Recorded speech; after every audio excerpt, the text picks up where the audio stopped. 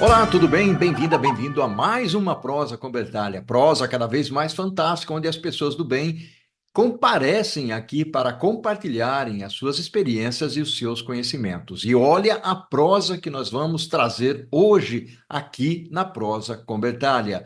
Inovação e excelência na manufatura, uma visão para a indústria 4.0. A indústria 4.0 representa uma revolução na manufatura, integrando tecnologias avançadas como IoT, Big Data, inteligência artificial e automação. A inovação e a excelência na manufatura são fundamentais para aumentar a eficiência, reduzir custos e melhorar a qualidade dos produtos. A implementação dessas tecnologias permite uma produção mais flexível e personalizada, além de uma gestão mais eficiente dos recursos. A indústria 4.0 também promove a sustentabilidade ao otimizar processos e reduzir desperdícios. Com a transformação digital, as empresas podem se adaptar rapidamente às mudanças do mercado e atender melhor às demandas dos clientes. Vamos refletir sobre esse tema fascinante e importante aqui na Prosa com Bertalha, onde a educação e os negócios caminham juntos para trazer muito mais inspiração à sua jornada. E para fazer essa prosa comigo, eu terei o privilégio de trazer aqui o meu amigo lá de Campinas, o Luciano Reis. Olha só que fantástico trazer aqui para a Prosa com Bertalha o Luciano. Luciano, meu caro, seja bem-vindo à Prosa com Bertalha. Obrigado, Bertalha. Muito honrado aí de receber um convite seu para fazer essa prosa aqui, bater um papo, falar de manufatura, falar da vida. Muito honrado de estar contigo aqui hoje. Maravilha, meu caro. Eu estou muito feliz aqui. Tenho certeza que você vai trazer uma contribuição fantástica para a Prosa com Bertalha. Mas antes, Luciano, de seguirmos adiante, quem é o Luciano? O Luciano Reis, né? Na verdade, meu nome é Luciano Nascimento Reis, tenho 46 anos de idade, sou casado com a Cristiane e sou pai do João Vitor, de 8 anos, e do Gabriel, que ontem completou 4 meses. Então, são uma duplinha aí de São Paulinos aí que alegram a vida aqui do papai. Eu sou campineiro, né? Sou nascido em Campinas, criado em Campinas. Sou engenheiro mecânico de formação, então tive a honra de estudar na Unicamp, Faculdade de Engenharia Mecânica. Me formei no final do ano 2000 e pude fazer a minha carreira inteira, né? Até hoje na 3M, que é uma empresa norte-americana que eu tenho muito orgulho de trabalhar, e também é onde a minha esposa trabalha como gerente de marketing também. Então vocês já podem imaginar qual é o assunto, um dos assuntos principais aqui da nossa casa, né?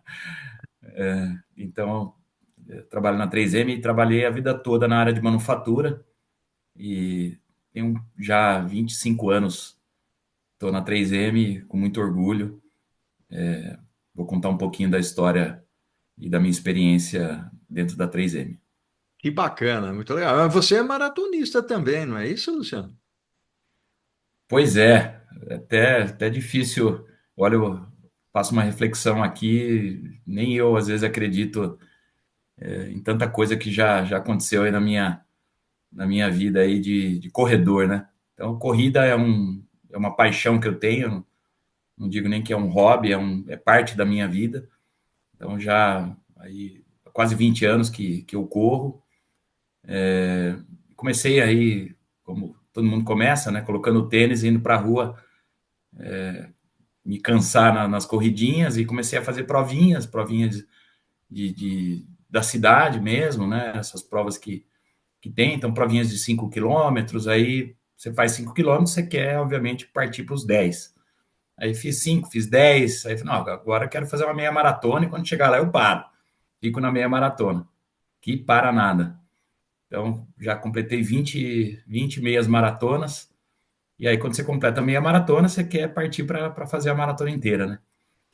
Então, parti para a maratona e tenho orgulho aí de ter completado 10 maratonas, sendo 3 das, a gente considera aí as six majors, né? Então, completei 3 das 6 as maiores maratonas do mundo.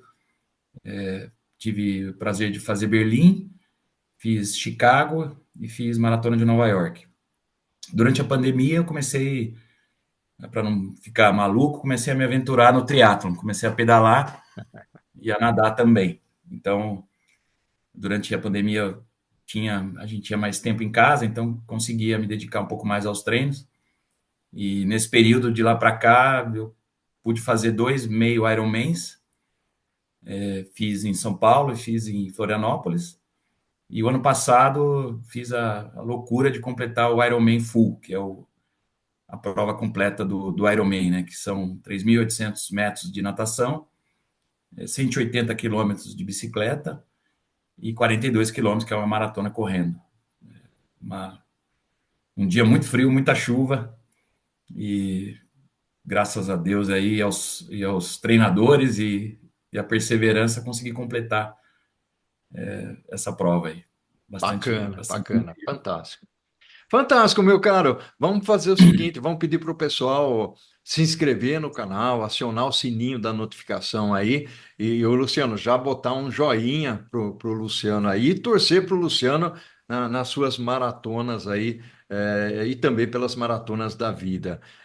Luciano, eh, contextualiza um pouco esse tema do qual nós vamos falar aqui, porque eu acho que é um tema bastante interessante e é um tema que está em voga quando nós falamos principalmente dessa parte de inovação e excelência na manufatura. Contextualiza um pouquinho para a gente, Luciano.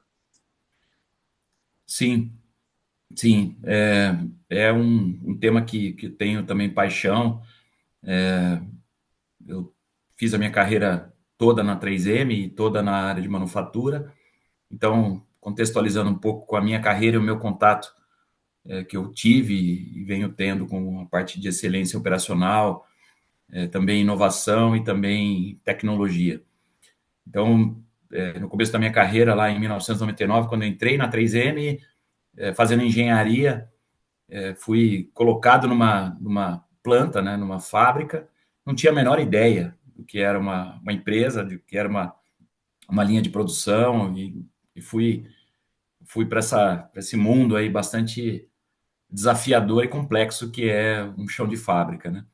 Então, eu entrei na área de processos, né, de fabricação, e eu digo que eu não era um engenheiro de processos, né? Eu era um engenheiro no processo. Então, fui posto no processo e naquela época, basicamente, era assim, ó, vai aí, vê o que precisa ser feito, se vira, ajuda aí a melhorar o dia a dia aí das pessoas, da produção. Então, não tinha um método, não tinha vamos dizer, um guia para a gente analisar um chão de fábrica e entender o que estava acontecendo e traçar um mapa, né, de melhoria, um mapa de excelência, coisa que as empresas hoje já é bastante típico, né, as empresas terem lá um guideline, né, para seguir, para poder construir uma jornada. Na época, não. Na época era você ia para o chão de fábrica e ia resolver problema lá. Então, tinha problema, tinha que resolver. Então, eu acabei ficando bastante próximo, ficava muito no chão de fábrica. Né? Naquela época, os computadores ainda não eram tão avançados quanto hoje, não tinha celular, então ficava no chão da fábrica mesmo. Acabei me aproximando muito dos operadores, fazendo muitos amigos, que são meus amigos até hoje, então acabei tendo essa paixão pelo chão de fábrica. E aí, com o passar do tempo, eu comecei a ter contato com metodologias de melhoria. Então, o Six Sigma, né, que começou aí muito forte na década dos anos 2000, né, no início dos anos 2000, vindo de outras empresas aí que tiveram excelência aí na parte estatística, começar a fazer medição, né, busca de informação e dados. E aí, não junto, mas em paralelo aí com o Six Sigma, a gente começou a estudar alguns conceitos do Lean, né? O famoso a filosofia Lean. Então, quando a gente começa a entender um pouco mais, né, como analisar um problema, como analisar uma situação inicial, como desenhar um plano de melhoria futuro, com um método, né, e também dentro da cultura da própria empresa, né, que a 3M é muito ligada à inovação, né, então a 3M tem a inovação como um dos seus, está dentro do DNA, né, da empresa, a inovação, né, então a gente vai entendendo um pouco das metodologias, vai entendendo um pouco da realidade do chão de fábrica, que são muitos problemas e muitas necessidades, né, para melhorar, e também da cultura da empresa, né, que busca a inovação o tempo todo, não só nos seus produtos, nos produtos que faz, que fabrica, que desenvolve, mas também nos processos, né? Dentro dos processos é uma coisa que geralmente as pessoas não conhecem muito, né? Porque vêm os produtos que compram, mas também a cultura dentro da empresa, né? De colaboração, de inovação, de fomento à iniciativa, né? E também a aceitação de erros, né? De aceitar o erro no sentido de tentar algo melhor. Isso tudo junto começou a gerar uma oportunidade da gente criar um sistema de produção, né? Sistema de operação. E é um pouco disso que eu gosto de compartilhar, porque é uma coisa única, né? Não foi uma receita que nós pegamos, falou, não, implementa esse sistema aqui que vai dar certo, né? Vocês vão vencer. Não, foi uma coisa que a gente foi desenvolvendo com esses elementos que eu comentei. Então, problemas primeiro, necessidades, né, de você ter melhorias, de você ter desenvolvimento, de você ter excelência, né, essa necessidade latente lá no nosso dia a dia, com bastante estudo, né, com bastante ferramenta, com aplicação de ferramenta, e também com a cultura, que eu comentei aqui, né, cultura da criatividade, Uhum, uhum. do incentivo à mudança. Então, isso tudo foi compondo vamos dizer, um sistema que nós desenvolvemos. Eu falo nós, né, porque é chover no molhado que ninguém faz nada sozinho, né? Então foram uma série de pessoas, desde vice-presidentes, diretores, gestores, gerentes, supervisores, operadores, né? Então foi uma série de pessoas que juntas, né, ajudaram a desenvolver esse sistema que hoje, vamos dizer aí, há quase 20 anos, ele vem sendo implementado, ou vem sendo melhorado, e ele está até hoje nas nossas fábricas, né, no nosso dia a dia aqui das nossas operações. Bacana, bacana. E aí, Luciano, eu percebo que você vive e respira a inovação, né? Quando você fala aí da sua empresa, principalmente que é uma empresa muito voltada e tem no DNA a inovação, né? Eu até estou escrevendo alguma coisa sobre o Post-it, né? Ou seja, o Post-it Uhum. é uma marca registrada quando a gente fala de inovação, uma sacada fantástica. Eu gosto muito dessa. Eu escrevo muitos cases, né, para poder utilizar nas minhas aulas, tal. Então, esse case é um case que borbulha, né? E ele é fantástico. E aí eu gostaria de trazer aqui para a nossa prosa um pouco do contexto da indústria 4.0. Queria que você juntasse um pouquinho aí a indústria 4.0, o IoT, ou seja, como é Sim. que você enxerga isso dentro da perspectiva da inovação, Luciano? Sim. Então, eu sou muito, vamos dizer, eu sou muito abençoado aí no sentido de poder ter participado de maneira bastante ativa desse processo, que está ainda, acho que só no começo, né? Nós estamos sempre no começo, né? Porque as mudanças, elas são tantas e acho que a diferença está em aqueles que sabem entender as mudanças, o que está acontecendo e trazer isso para uma cultura, né? Então, eu falo bastante de cultura porque o que funciona para a 3M não necessariamente vai funcionar da mesmíssima forma para uma outra empresa. Então, assim, para mim, o mais importante é a gente entender o que está acontecendo no mundo e, achar a melhor forma de aplicar os conceitos dentro da cultura que move a empresa. Então, a gente fala de inovação, né? Então, assim, o fomento à inovação, o fomento ao novo, né?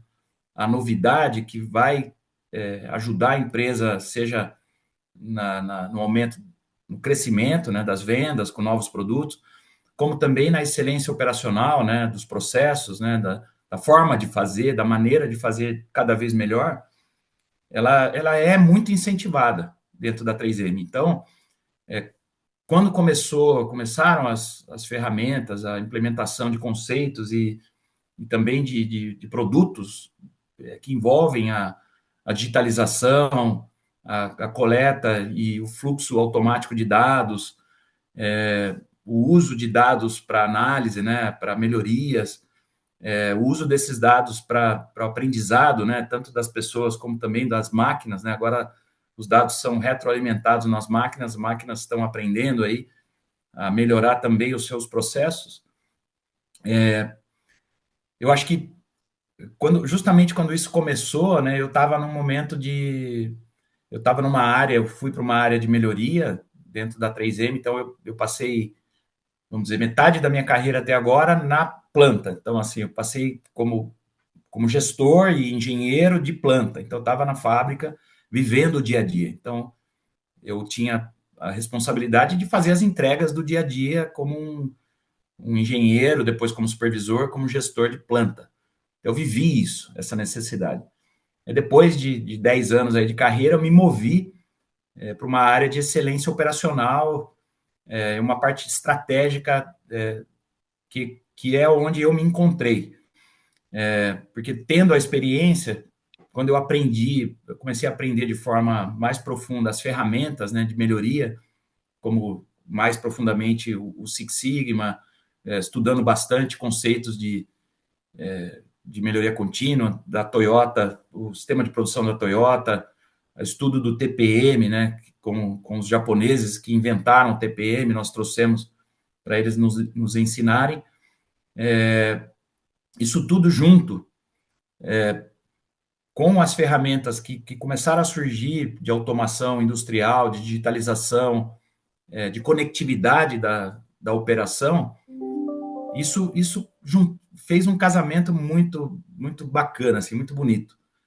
Porque eu costumo dizer assim, uma ferramenta, ela é uma ferramenta, né? Se você tem a ferramenta lá, ela vai te auxiliar para algumas coisas. Mas o conjunto das ferramentas, associado a um padrão de trabalho bastante desenhado, bastante analisado, e melhorado continuamente, é o que eu entendo como um sistema de produção, um sistema de manufatura sustentável e robusto. Então, a indústria 4.0, naquele momento, né, que eu fui para essa área de melhoria, ela começou a surgir. Então, eu comecei a liderar alguns projetos, né, de transformação da nossa forma de atuar na produção. Então, desde o padrão de trabalho de uma célula, padrão de trabalho do operador, como o operador sabe o que está acontecendo, como ele analisa o que está acontecendo, como ele resolve os problemas que acontecem, passando por todo o sistema de liderança, toda a estrutura de liderança, a forma que os líderes trabalham, como os líderes se conectam ao fluxo de valor propriamente dito no chão da fábrica, né? Então, como trabalha o operador, como trabalha cada um dos líderes, como trabalham as áreas de suporte à operação, cada área, como funciona cada área. Por exemplo, manutenção, engenharia de processos, área de qualidade, área de supply chain, planejamento de produção, a área de melhoria mesmo, como que ela atua junto a esses times, né?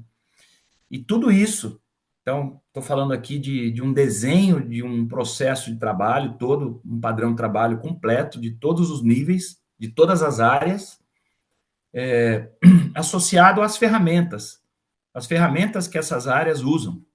Então, quando eu falo ferramentas, por exemplo, dados, como que essas áreas têm dados e quais dados elas precisam e como elas vão usar os dados para alcançar os seus objetivos, né?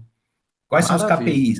Ah, maravilha. Então, Ô, estou falando Luciano, bastante aqui, você entra aí, senão eu fico isso, falando. isso não tem um ponto aqui que é interessante. Eu queria explorar um pouquinho mais, principalmente desafios de implementação dessas tecnologias. Mas vamos chamar a dona Corujinha, nós vamos tomar um café, uma água. Você está tomando a água aí sem problema nenhum.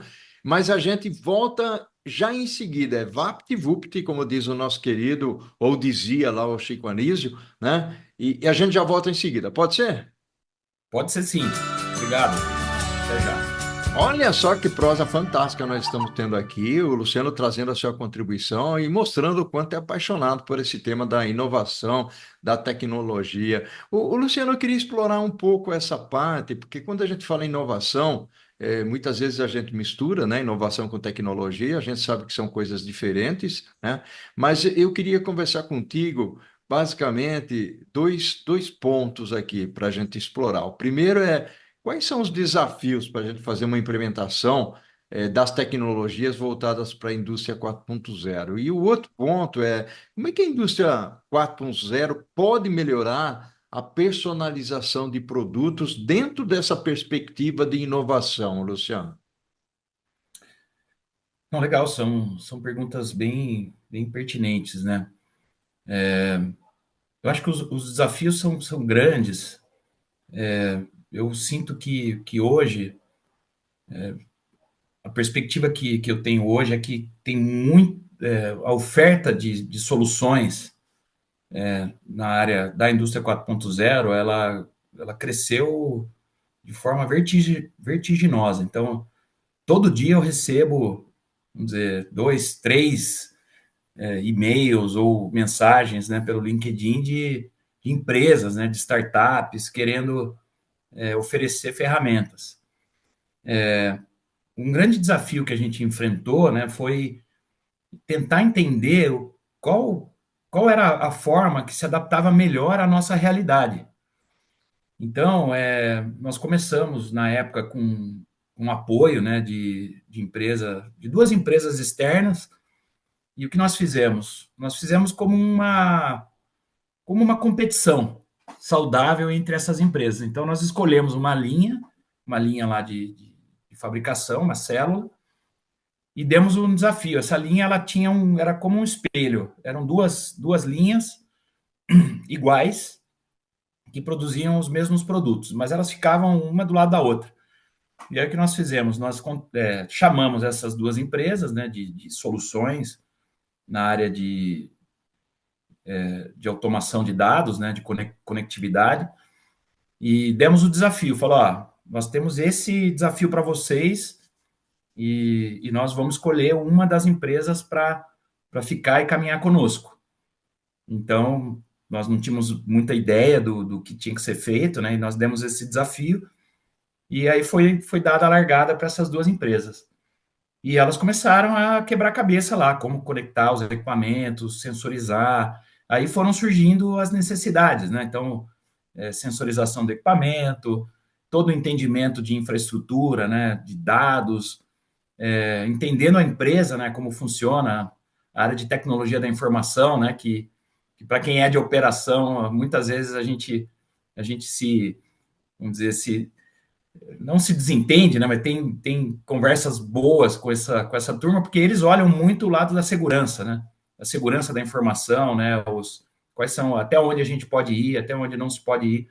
Então, nesse entendimento todo, né, dessas duas empresas, como se conectar com os nossos equipamentos, né, que não eram novos, né, eram equipamentos antigos, muitas vezes não tem já a preparação para uma sensorização, né, não coleta os dados que precisa, então tem toda vamos dizer, uma infraestrutura que tem que ser implementada, e aí a gente foi entendendo, né, também nós da empresa fomos entendendo quais são esses desafios, né, porque a ideia era implementar numa linha que a gente teria que replicar para, na época a gente tinha 8 fábricas, 8 plantas no Brasil, e a gente estava falando de uma linha específica. Então, o desafio era, muitas vezes, assim, entender o que a gente precisava para os objetivos do negócio, né, que a gente estava inserido ali, lidar com empresas externas que a gente não conhecia, então, tem um custo associado também, que não é baixo, e também convencer a liderança das fábricas de que aquilo era algo que seria bom para eles, não era algo que o Luciano queria implementar numa fábrica, e sim algo que iria ajudá-los a. Então, essa venda de valor, né, a venda de valor para o cliente interno, também foi um grande desafio, porque a gente ficou muito tempo sendo questionado. Falou, isso aqui não leva a gente a lugar nenhum, eu só estou gastando dinheiro aqui e não estou vendo nenhum resultado, né? Isso durou mais de ano, durou isso, né? E nós fomos muito questionados, assim, isso aí não agrega nada, isso aí não, só estou gastando, isso aí é para inglês ver. Hoje, depois de 15 anos, né, dessa jornada, pelo menos dentro da indústria 4.0, a gente não vive sem, ninguém vive sem tudo que foi implementado. Então, isso hoje é parte do dia a dia e a gente tem orgulho de mostrar, né, as coisas que têm sido feitas. Bacana. Ô, Luciano, uma coisa que me chama a atenção aqui, basicamente toda essa jornada que vocês têm feito aí, muito legal, né? Você está trazendo esse tema. Nós sabemos que muitas empresas, né, de grande e médio porte, né, acreditam muito no potencial da indústria 4.0, mas têm uma dificuldade muito grande para seguir em frente e fazer as implementações. Como é que você imagina que as empresas elas podem se preparar para as mudanças que a indústria 4.0 traz, na sua visão, Luciano? Sim. Uma coisa que eu procuro fazer muito é benchmarking. Então, eu faço muito benchmarking, tanto interno quanto externo. Então, a gente lê muito, a gente está conectado, tá no LinkedIn, tá conectado aí com os pares nossos aí do mercado, né? Então, se fala muito dos programas, das oportunidades. Eu acho que quando a gente visita uma empresa, a gente tá no chão da fábrica de outras empresas, né? Conversa com os operadores, né, das outras empresas e entende como as ferramentas agregam esse valor. Eu acho que isso dá um respaldo para a gente tentar criar um plano nosso interno. Então, quando a gente vai junto uma outra empresa fazer um benchmarking, leva pessoas da operação, líderes da operação, né, líderes de planta, diretores das plantas, a gente vai junto com eles escutam também, muitas vezes, de outros, o que nós queremos vender internamente como valor. Então, isso dá um respaldo grande de ter uma credibilidade, de ter uma confiança no sentido de, pô, posso contar contigo para a gente implementar ou testar algo e errar algo para que a gente aprenda e avance, né? Então, eu entendo, assim, as ferramentas, elas estão aí. Como eu disse, todo dia batem na porta, não só a minha, mas de todos os gestores das fábricas, pessoas querendo vender alguma coisa, né? Vender um produto, vender uma solução. Mas eu acho que o grande desafio é você ter um time interno que entenda a estratégia da empresa no curto, médio e longo prazo e consiga oferecer ferramentas que estão associadas a essa estratégia. Não pode ser simplesmente falar, pô, vou implementar aqui uma impressão 3D. Implementa aí, compra a máquina e vê aí o que você vai fazer, né? Não, isso tem que estar associado primeiro, qual é o problema que a gente quer resolver, né? Isso tem que estar bem claro. Qual é o problema que eu quero resolver? E aí a ferramenta ela vem no sentido de auxiliar o time a resolver esse problema, né? E não, vou te dar a solução, mas eu nem sei qual é o problema, né? Então é botar o carro na frente dos bois, né? Então assim, o problema tem que estar claro. E o time que implementa, o time que mostra o caminho de possíveis soluções, ele tem que estar junto, sentir o problema junto, né? E não, eu sou implementador de indústria 4.0. Não, não sou nada.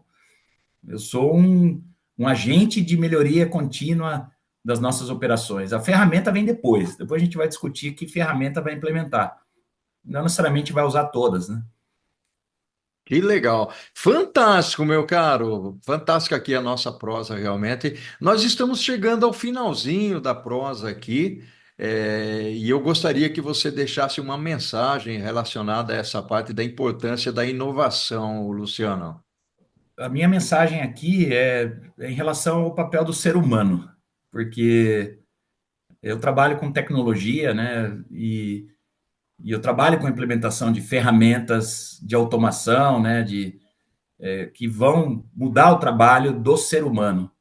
Então, eu acho que a beleza da coisa, né, para mim, como um cara que trabalha a vida inteira aí com agregação de valor, né, então eu trago aqui o nome, a palavra valor para o processo, né, eu acho que a gente tem que buscar sempre a minimização de atividades, de desperdícios, né, de tempo e esforço com aquilo que não agrega valor, para que o ser humano ele tenha mais tempo para fazer aquilo que agrega realmente valor.